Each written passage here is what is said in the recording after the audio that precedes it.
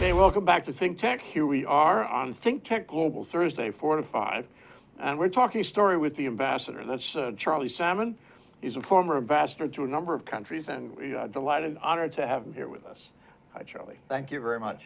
But I have to correct, only one country. Okay. Let me make sure. I got to check my notes on this. Vientiane, Laos. Laos. Okay. Right. Yeah. All right. We're going to focus in on that. Okay. So some current events, if you don't mind. Sure. First, I want to say top-down news. Everybody's talking about the deal with Iran.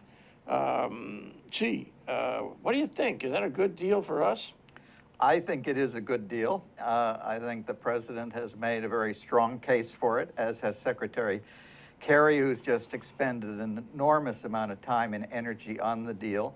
I think, you know, in a negotiating strategy, you always have best alternative to a negotiated agreement. What we have here in the beginning, of course, is a framework agreement, which will be finished hopefully by the end of June, I think it is.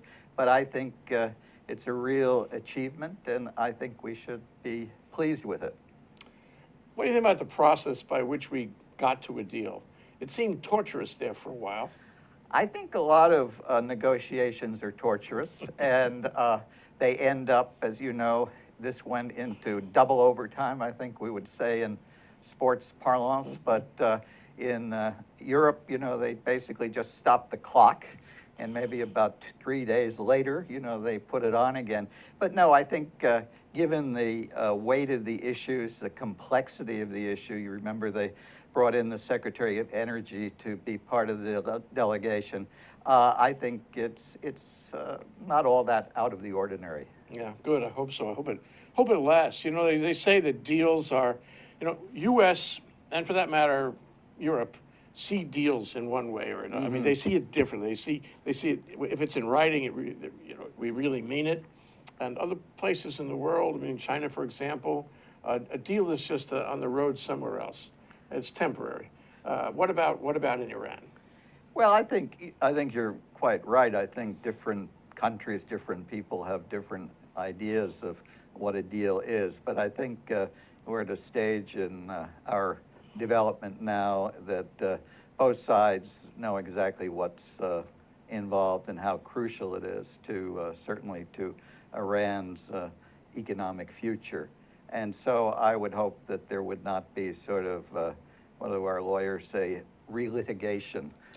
Well put. But I'm positive, however, that sure, I mean, things always are going to pop up different interpretations. And, you know, on both sides, the sort of still unclear dimension is what will be the domestic reaction both in our Congress and within Iran from the Ayatollah Khamenei and the, if you will, hardliners outside of President Rouhani's government. Yeah, and in Israel.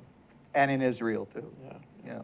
So, you know, we've been at odds with them since 1979, and it was just after Jimmy Carter was elected, and he found himself saddled with this extraordinary, you know, kidnapping, ransom, imprisonment thing. It was a very bad business. So we've been irregular, if you will, since the Shah. Oh, Is yeah. this going to help regularize our diplomatic relations with Iran? Well, I would hope so. I mean, I was serving in Washington during the takeover of the embassy in Tehran. I was director of the Office of Human Rights at the time. And I do have friends of mine who were taken hostage during that event. So I have some personal feelings about it. But having said that, I think a very long period of sort of rupture, and I think, for example, which is why I again admire the president in trying to get our Cuba policy back on track. I think that hopefully this will be a step toward regularization, normalization of U.S.-Iranian relations. It just doesn't make sense, in my view, that a country as important as that and our own, that we don't have normal diplomatic relations. If you have diplomatic relations, doesn't mean that you're great friends. We can see that, for example, in our relationship with President Putin. But still, it's important, I think, to have that relationship. Yeah, and I don't think you gain anything from just ignoring people. No, people or countries. Or either way. countries, Yeah. you bet. But I'd like to ask you though, in David Day, remember him? I think he interviewed you a couple times. Yeah. Sent around an article from the Washington Times this morning, comparing, and it's an interesting, if not a seductive comparison, what happened here in this deal with Chamberlain in appeasement in Europe in 1937 or 8, and making a case this was more of the same. And I'm not saying it's right or wrong. I'm only saying there are people out there in responsible periodicals that are taking this position.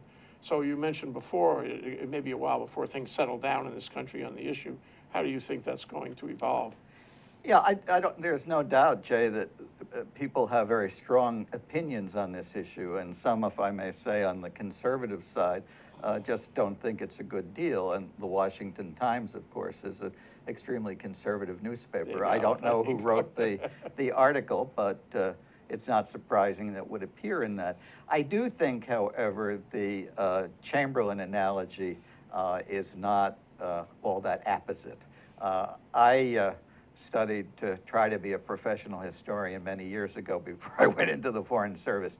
And, you know, we went through this Chamberlain analogy. For example, Dean Rusk, who was the Secretary of State when I started, had been in the Oxford Union in that famous debate that this House will not fight for king or country.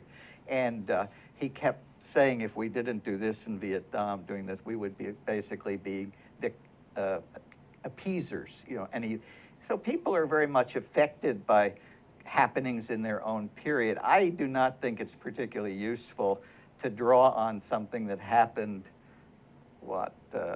75 years ago, and say it has any particular relevance to what's going on today. Yeah, it's hard to say the circumstances at the time are the same as the circumstances today.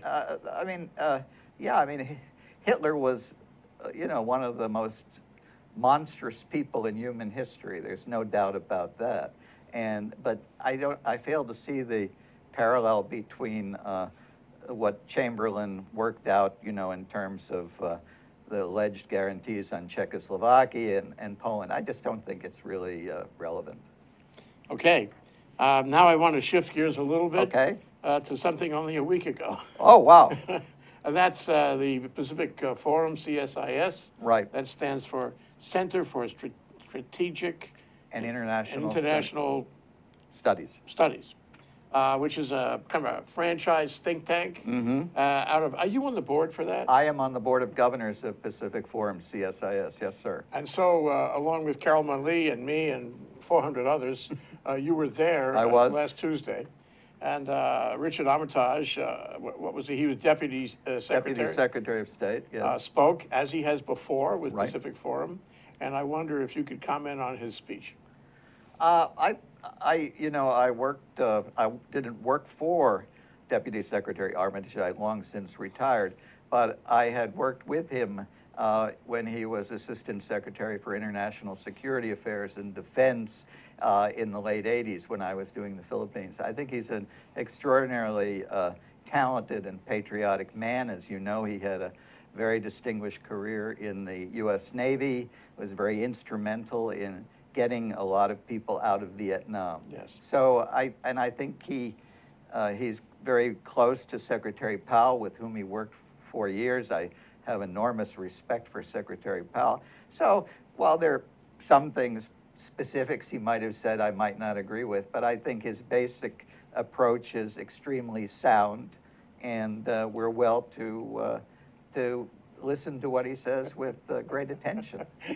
It's funny. Everybody I talk to says, a lot of what Richard Armitage says I agree with, but... Yeah, well, I mean, you can't agree with everybody. Well, he's but very strident on some points. Well, he's tough on certain issues. As you may remember, the last time he spoke, he took on the Australians for not giving enough of their money to defense, and the Australian Consul General very ably contested that and pointed out that the Australians had donated the wine for the dinner. So very important to diplomats. Anyhow, but no, I think Armitage is a great public servant and has done a lot for our country. And I think, if I may go on about the Pacific Forum, it's a terrific organization. As you know, it was founded by Admiral Joe Vasey, who's now bright and hale, 98, still sending emails. He got it associated with CSIS many years ago. CSIS has a reputation for being the premier think tank, at least being graded in Washington. More all the time, it seems like, too. Yeah. It's on the rise. Indeed it is. I mean, they just have a great new headquarters in Washington, I understand. But anyhow, I think it's a great organization. I think it's what they're doing for young people in their Young Leaders program is especially important, and they're having the opportunity to bring these young leaders to Hawaii, which I think is a tremendous advertisement for the United States in terms of our cultural diversity, our sort of respect for all sorts of people and points of view. So no, I'm a big believer in the Pacific Forum, and I would maybe talk to your, you probably already know, they put out a publication online called PACnet, which is, I think, the gold standard in terms of short but very incisive analyses of world affairs. And indeed, before I came here, I was sitting there reading the latest PACnet, which is done by my friend Brad Glosserman, who's deputy director of the PAC Forum, and it's on the Trans-Pacific Partnership, and it's a very, very able piece. He's a very able guy. He is terrific. And in fact, brilliant, I think. I agree, and we'll see his new book is coming out fairly soon, published by Columbia Press on Korea. So I told him we're all waiting for autograph copies. But getting back to Pacific Forum, as you know, they also brought Joe Nye, who is a longtime chairman of Pacific Forum CSIS, and he gave a terrific luncheon address. And then John Hamre, the former Deputy Secretary of Defense, who's head of PAC Forum, also gave a very excellent breakfast talk. So it's a big deal when they come. Well, this leads me to another question I've been meaning to ask you, and that is, Hawaii has historical relevance as the center, the American center of the war in the Pacific, and since that time, diplomats have come through here, retired here, military have come through here, retired here. It's the connection with Asia, for sure, but for diplomatic purposes, for military purposes anyway. And we have a number of institutions that reflect that. East-West Center, APCSS, that's the Asia Pacific Center for Security Studies, where you were for quite some time. Let me think, Pacific Forum, and there's others too. Well, you have, individual universities like HPU has a very excellent diplomacy and military program. That's right. You have smaller universities like Chaminade have been doing a lot in the China area. They just brought my old boss and ambassador to China, Admiral Prier, here for a talk. And only last week. Only last week, yeah. So no, I think we have a very strong collection of institutions and individuals who are very conscious of the importance of international affairs. And I have to say, I mean, I came here in '93, so I've only been here a very short time by Kama Aina standards. It'd take me another 100 years to be really accepted. But I've been very impressed by the general international outlook of most of the people you meet here. And how could it be otherwise? Their families come from Japan or China or Korea or wherever. So I think we have a real advantage here. And I used to tell my students at the Asia Pacific Center for Security Studies, take a good look at Hawaii, because this is what America is going to look like in 2050. You mean the diversity? The diversity, the time when I always used to say, when people who look like me will be in the minority. It's happening. And it's happening, yeah. But it's happening here in a way that I think should be extraordinarily inspiring to the rest of the country. Yeah, it's a dream coming true. Yeah. That's Charlie Salmon, former ambassador to Laos, as a matter of fact. Here on ThinkTech Global, we're talking story with the ambassador. We'll be right back after this short break. Ted Ralston, folks, host of our show at ThinkTech Hawaii called Where the Road Leads, where we talk about technology influencing the future of Hawaii. Technology, of course, is the art of solving problems.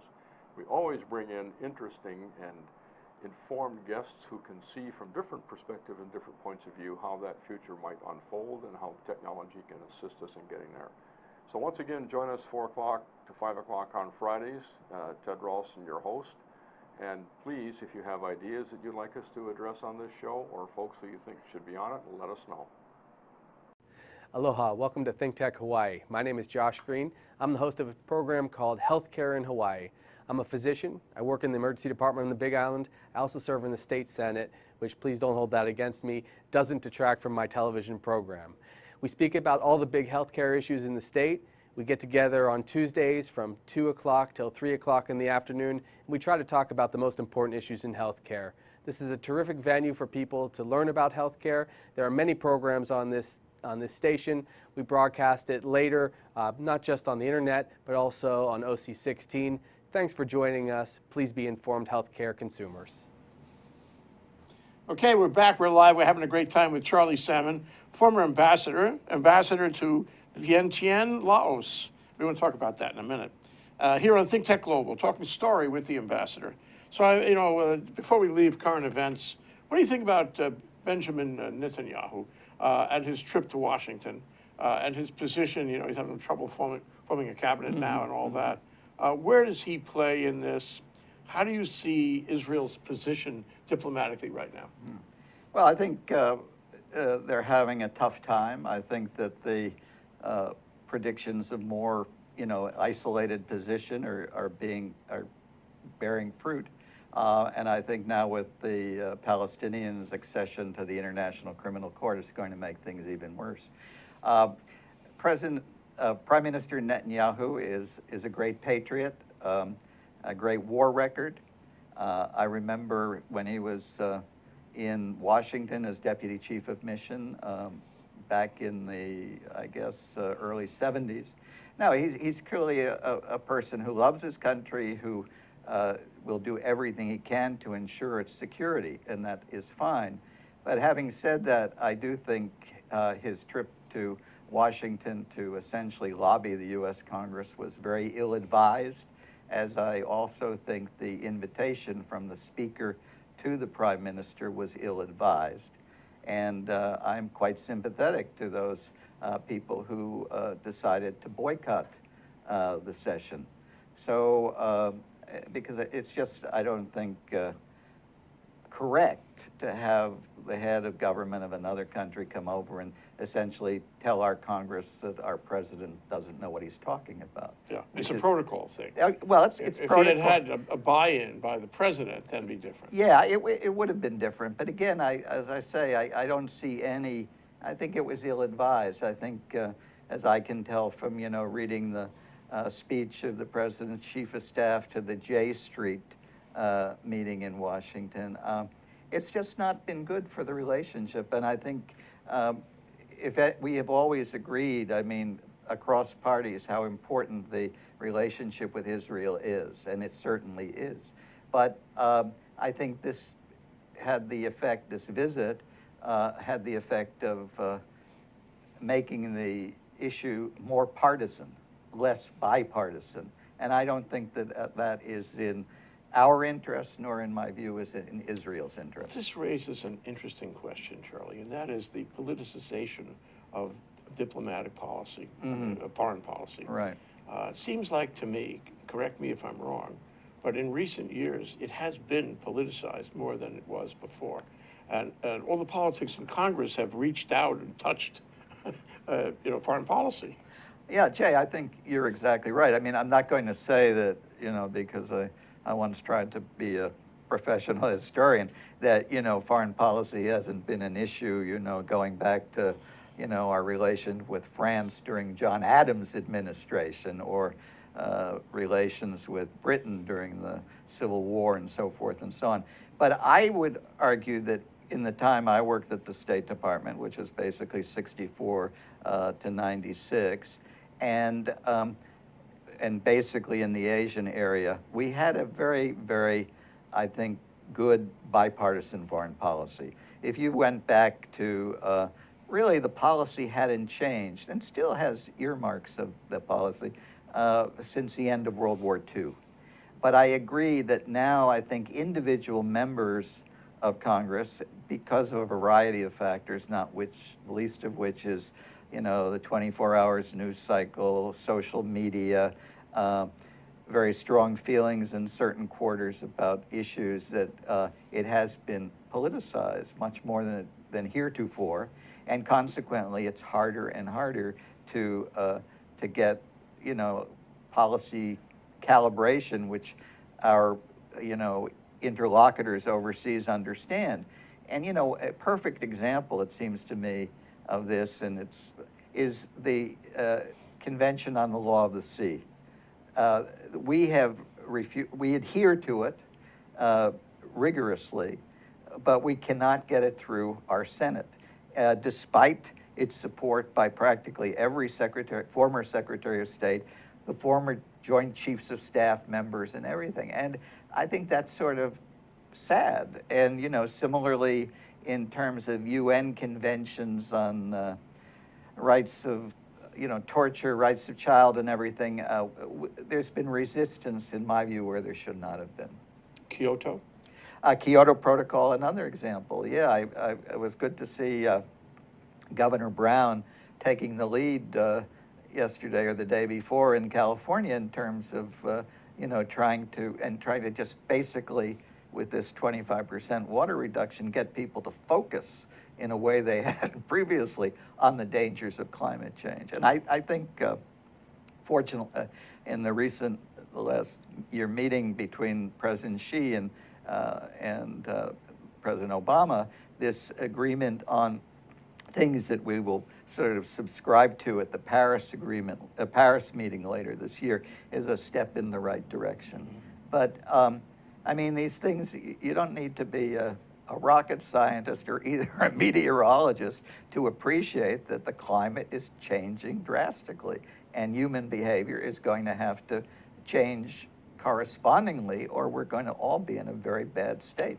Yeah, things moving faster. Very fast. More global right now. Yeah. And we haven't had all that much experience with the global connection that works, you know, instantly on every issue. Well, I mean, you know, if you look back, I think, you know, as, you know, like to say, you don't want to pat your country on the back, but when you look at, you know, what was achieved after World War II, the whole post-World War II settlement, Bretton Woods, the UN, and so forth, it's extraordinary achievement for the United States, and it was a bipartisan achievement. But now, inevitably, given shifts in power, in demographics, in a variety of other things, we have to adjust that it's going to be a world in which we have to cooperate more, that we cannot simply say this is a way we want it done and it will be done. That doesn't work. And leadership is more difficult. Leadership is extraordinarily more difficult. You know, you say you were with the State Department in Washington. Right. In the year, I'm just doing the math, in 1971. Right. That was the year of Simus Kudurka. Do you remember the Sovietskaya Litva? A Soviet seaman jumped off the Sovietskaya Litva onto the Vigilant, a Coast Guard cutter. I remember that. And I remember that because that galvanized the whole diplomatic establishment. And after that, people were very, very nervous about what would happen. And I can tell you, it's a long time ago, but we once had, when I was in the embassy in Manila, 2 Soviet seamen that wanted to defect. And can't go into all the details, but it happened. They got back to the United States. Now, you know, these were, I would say, like 18-year-old kids who had never been off the ship before.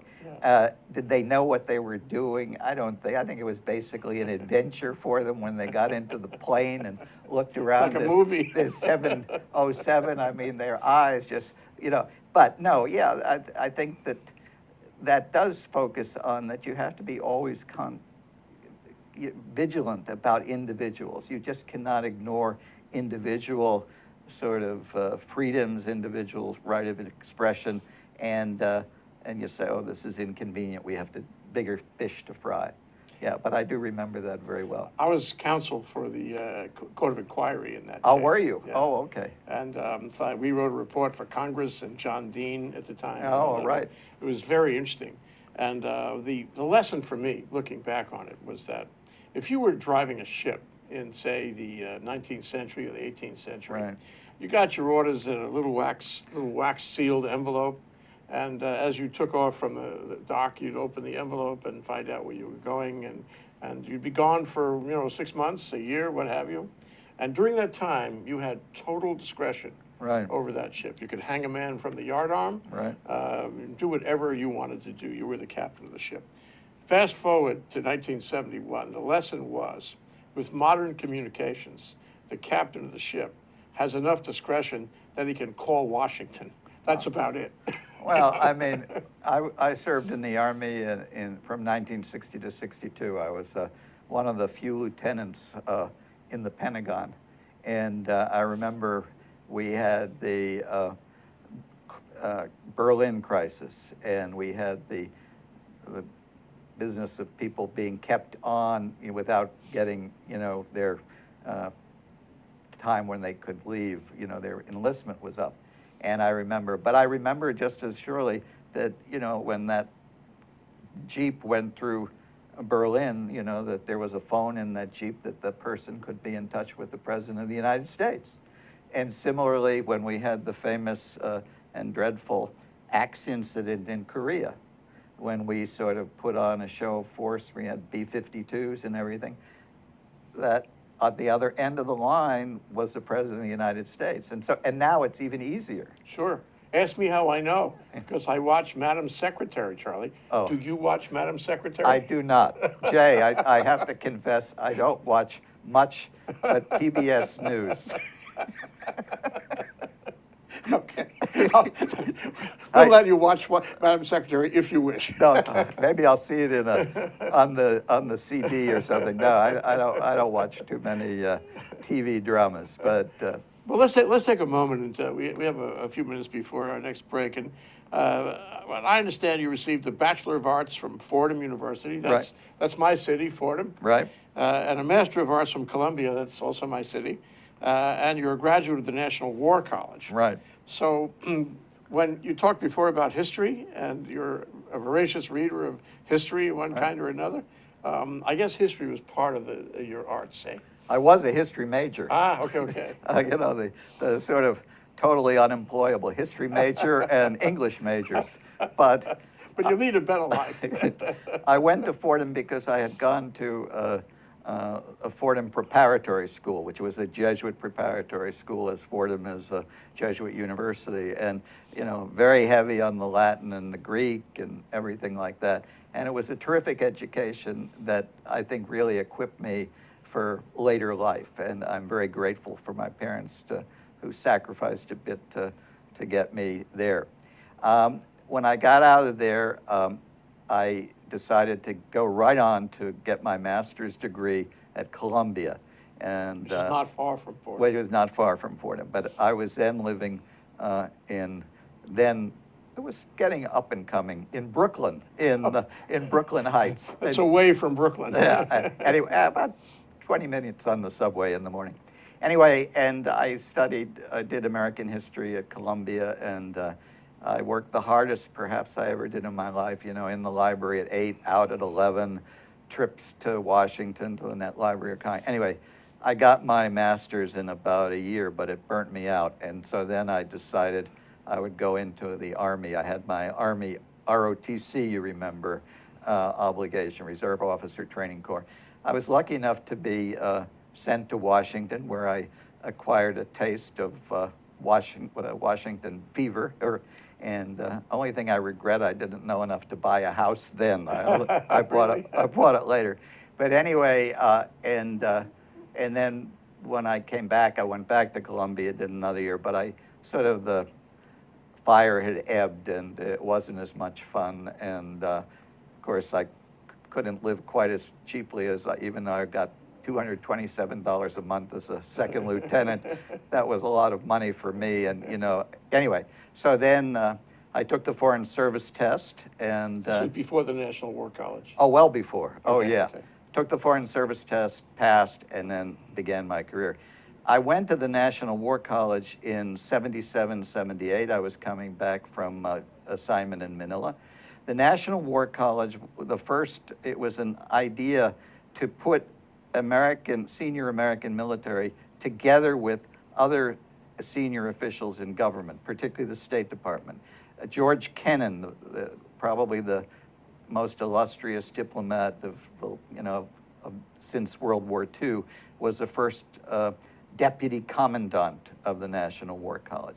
So it was a great institution, and I learned a lot, and hopefully my colleagues in the military learned a little from me. But I think it's, given the sort of way foreign policy is in a way morphed into national security policy, it's absolutely crucial that we have that kind of association between the military and civilians. And may I give just one example of the real world?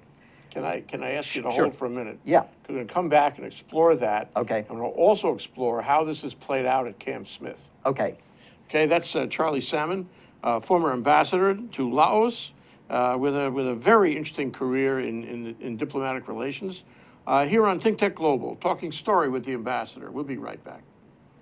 Hi, I'm your host on ThinkTech Asia, Bill Sharp. I look forward to you joining us each Monday between 4 and 5 o'clock when we film right here in our studio in downtown Honolulu. The show, ThinkTech Asia, focuses on contemporary events in Asia. And by Asia, we mean anything from Hawaii, south to Australia and New Zealand, west to Pakistan, and as far north as the Russian Far East. Clearly, this is one of the most economically dynamic centers of the world, and we bring you up to date on what's going on in a whole host of countries in this very vital region. We look forward to seeing you. Aloha. Inspired by an ancient culture, classical Chinese dance, vigorous physicality, timeless stories, 5,000 years of Chinese music and dance, Shen Yun presents authentic Chinese culture. Coming to Blaisdell Concert Hall, May 8th and 9th. Tickets at shenyun.com or call 808-792-3919. And the Wellesley gang. Okay, we're back. We're live. We're here with Charlie Salmon, former ambassador to Laos, but also many other wonderful things. And we're here on ThinkTech Global talking story with the ambassador. So to go back for a minute, Charlie, so you had this denouement somewhere in your academic experience where you decided you wanted to go into the Foreign Service. And I would judge from the way you put it was that this was not just a will o' the wisp. You really meant it. When you took that Foreign Service exam, that was a career move. What made you do that? Truth in lending, Jay, I have to tell you, as I said, basically, I had gotten used to a style of living, even on a second lieutenant's pay, that made being a poor student not so interesting. More importantly, I was sharing an apartment with an old college friend of mine who had been in the Army with me, and he had found a job with Pan American. And he had gone through trying to take the Foreign Service test, trying to get into the CIA, a variety of things. So I saw on the coffee table a Foreign Service sort of newsletter, I guess it was. It was pretty primitive, to be honest. I looked at it and I said, boy, this is interesting. And so I decided to take the test, and I passed. Having said that, I also decided to take the management intern test for the federal government, which was a program, and I passed that, and I was offered a job which would have been very good, the Bureau of the Budget, which is now OMB, the Office of Management and Budget. But it came down to, well, I think I'll do the Foreign Service. And I have to be honest, I didn't have none of my family had ever been in the Foreign Service. They knew very little about it, and but I had a wonderful career, and when I meet people, good people, I always say, and I'll use the advantage of this position here to say that encourage young people, wherever they are, to think about the Foreign Service and to take the test at least. It's very easy to read about it, what's on it, and so forth. It's changed clearly since my day, but the change has all been very positive in the sense that I had in my incoming group 5 women out of 25 people. But the deal was, if they got married, they would have to resign. Oh, really? Yeah, I wonder this if was that's legal. 1964. Well, it wasn't legal because eventually one of them sued, and there was a major decision whereby there is an ongoing effort, I think, still to address the disadvantages that women had. And so now we have a situation, I think we're probably taking in as many, maybe I'm wrong, as many men as women in the Foreign Service, and which is emblematic of the whole transformation of women in a relatively short time, where we have more women going into law school, more into medical school, and graduating. And I think that's a tremendous sort of hallmark of the times we live in. I think probably, for me, the most significant development, on a global basis since World War II. Well, the Foreign Service is a great career. I'm on the outside, but that's my observation. And one of the reasons is to travel, but the other reason is you get to see the way other people feel about the country on the ground. That's right. You get to compare notes with lots of people, lots of places, and you get a reality test about your Americanness. Yeah. And this is really a valuable experience. Well, I couldn't agree with you more. And I want to say that, the old sort of line that, that diplomacy, we're all, what was the word they used to use? Striped pants cookie pushers. I mean, this is, so completely antithetical to what's the reality today. You go into that State Department entrance there on C Street, and you go and look at the memorial plaque, and the numbers of people who have lost their lives in service to our country is just astonishing.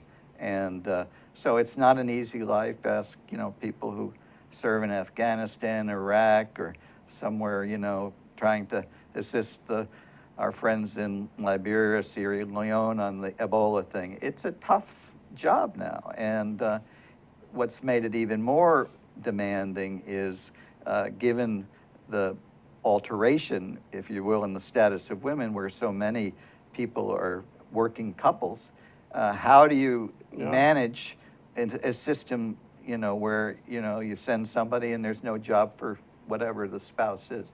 So lots of changes, but still a terrific institution that I think that our young people should really look at. Yeah, and if you want to, count other competitive U.S. government agencies, it strikes me that this has to be right at the top in terms of a life experience. You're part of history. Yeah, I agree with you. Although, you'll get people who, who come out of the CIA or out of the military or out of lots of places that say what they're doing is just as important or more important or what have you. And I guess the bottom line here is this old saw that, that the people who go into government don't work and are sort of drones. And, I've heard it in my own family, you never met a payroll. And I haven't, but members of my family have, did fairly well. But I mean, no, I think government service of any type can be extraordinarily rewarding. I think it's very important for our country that we have as many dedicated men and women doing it as we do. So let's talk for a minute about the connection between the military and the diplomatic service. Right. It seems like, I don't know if it was like this during World War II or Korea or even Vietnam. Maybe in Vietnam started to happen, where there were policy advisors, diplomatic, foreign policy advisors embedded or serving with significant military commands. Mm-hmm. And I think you had some experience with SINCPAC. Right. I was the foreign policy advisor in the old days. They used to call it political advisor to the Commander-in-Chief Pacific, as he was then, Now it's just Commander Pacific. And all of the major commands, the Central Command, European, have, and then the specified commands, Strategic Command, Special Operations, so forth and so on, all have fairly senior Foreign Service people working with them.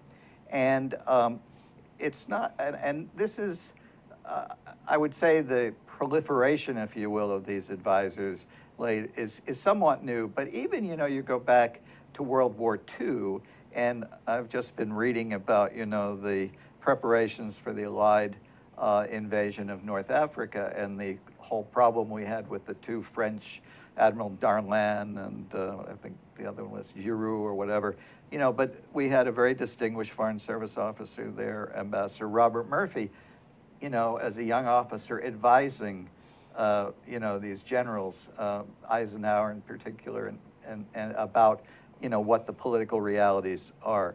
So I think it's a very important and it can be a very useful experience both for the person being advised and the advisor. And I enormously enjoyed my time at the Pacific Command. I worked for three really terrific individuals, Admiral Charles Larson, who sadly just passed away, Admiral Dick Mackey, who lives here in Hawaii, and finally Admiral Joe Preer, who then became our ambassador to China.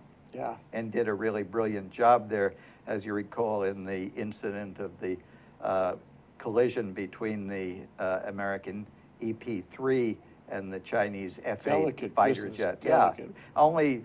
Yeah, only somebody, Preer had maybe over 1,000 carrier landings, could talk authoritatively to the Chinese about the difference between, who's responsible for something when you have a huge lumbering aircraft that is tremendously disabled, brilliant pilot to bring it in there, and then you have basically a hot-dogging fighter pilot on on Chinese side. Well, but it strikes me too that the world of the military needs more diplomatic advice. The military is almost like a diplomatic agency these days. I remember my association is with the Coast Guard, and I remember, to my surprise, at the turn of the century, around the year 2000, they were hosting here a great big party, a diplomatic quality party with the Coast Guard of Japan and Korea and Coast Guards. And they had them all here, and they were serving as their hosts. Mm-hmm. And it was a military group, but they were actually doing diplomacy. So, I'm thinking the world today, the military really has to be conscious of this, and they need the embed. The embed is really important in any command now. I agree with you, but I'd also say, too, that the quality of the military has, in my view, changed enormously, and for the better. The military, General Powell, when he was Secretary of State, always said he was amazed at how little training the State Department did, and yet how much training he had when he was in the military, like 8 or 9, 10 years. And so you get individuals, who were have PhDs, someone like General Petraeus, PhD, I think the head of Fletcher now, who was longtime NATO commander, Admiral Stavridis. I mean, they all have very, very robust academic backgrounds. As they need to. As they need to, yeah. And so the ability to sort of talk to one another, I mean, diplomats don't have a corner on diplomacy. You heard it here. Have you used that expression before? No. I mean, diplomats don't have a corner on diplomacy. Yeah, no, I mean, because, military people, especially in these commands, these Pacific Command, Central Command, they're extraordinarily important in terms of politics and diplomacy. And then, when you say diplomats don't have a corner on diplomacy, you think of our fellow citizens. Every time an American goes overseas, and we're going over more and more. Citizen diplomats. They're citizen diplomats, you bet. And a lot of people form their impression of our country from the people that they meet in these various places. So I think it's the old story. You can't keep a sort of body of knowledge sort of isolated and sort of arcane and, if you will, sort of like a priesthood of diplomacy that no one else should be allowed in. That's wrong. I mean, it has to be, in my view, a national undertaking. It does. It's the modern version of national service. I Yes, think. exactly. And the other thing is that I was going to ask you, there's no time now, what it's like to be an ambassador, but I think we have our answer. You are the very personification of an ambassador who is different from most people. Well, I don't know whether that's good or bad, but anyhow, I think the country is well served when I think of the caliber and the dedication of my colleagues, and I've just been proud to have been afforded an opportunity to do that a bit myself. Thank you, Charlie Salmon. It's an honor to have you here, former ambassador to Laos, and many other things in a wonderful biography of service to the country. Here on ThinkTech Global, talking story with the ambassador. Thank you so much. Thank you. Xie xie and Saigon. Oh.